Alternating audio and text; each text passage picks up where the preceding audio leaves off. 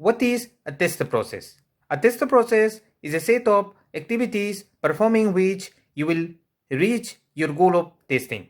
So the different test processes are test planning, test monitoring and control, test analysis, test design, test implementation, test execution, and then test completion. So first, what is test planning? Test planning, as the name suggests, is to plan your work. So what is your plan? Whenever you start any work, you first plan it, right? So that is a test plan. You first plan it.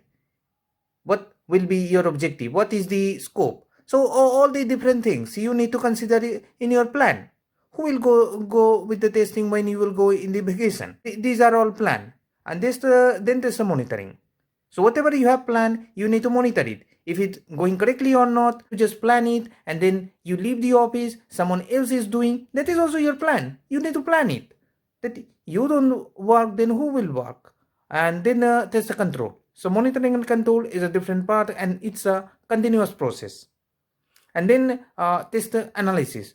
Test the analysis, you need to ask the question, what to test? Whenever you go into office after the test, you have the test plan, you are doing the monitoring.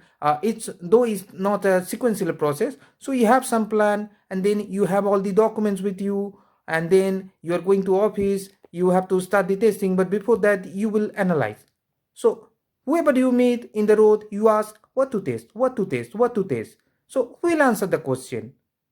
You will get the answer from the documents, from like your business document, like your HLSD, all these documents or the recordings you have done from there, so you will get the answers. So not any people, just the random people can answer you. So that is called test basis. I mean, based on which document or recording you will find the answer, that is the test basis. And this is the analysis that you read the document, you analyze it, and then it's called test analysis. And then the next is test design. Now you have got all the answer that, oh, you need to test this.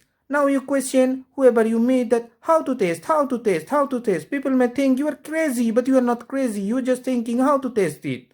So you need to write the test cases where it will be a explanatory style that this is the step and this is the expected output. So that is called test cases. And then you identify the test data.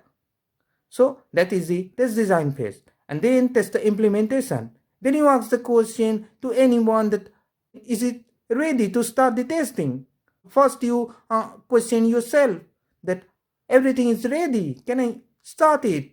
So whatever the answer are, that is called test implementation. Like you prepare the data, you prepare the test suits, and then you go for the next step that is called test execution. And most of the people, they think that execution is actually the testing. No, this is the 6th step, but before this 6th step, you have the 5 more steps. So that is test execution. And during test execution, you raise the defect, you raise the defect, you send it to the developer, you go work with the developer, but do not go work with the developer, because most of the time I have seen people doing fight to each other, developer and tester. Their mindset is different, and this is because of the psychology. In software testing, you need to understand the psychology of the testing, and the developer think that you are criticizing their code, but actually you are not, and you are also sometimes the tester. They when find the defect, they raise with a very cheerful way, they send it, oh, I got the defect, I got the defect. But do not do that, because developer is also your friend. And someone says that developer and tester cannot be friend, but I say no, they can be friend.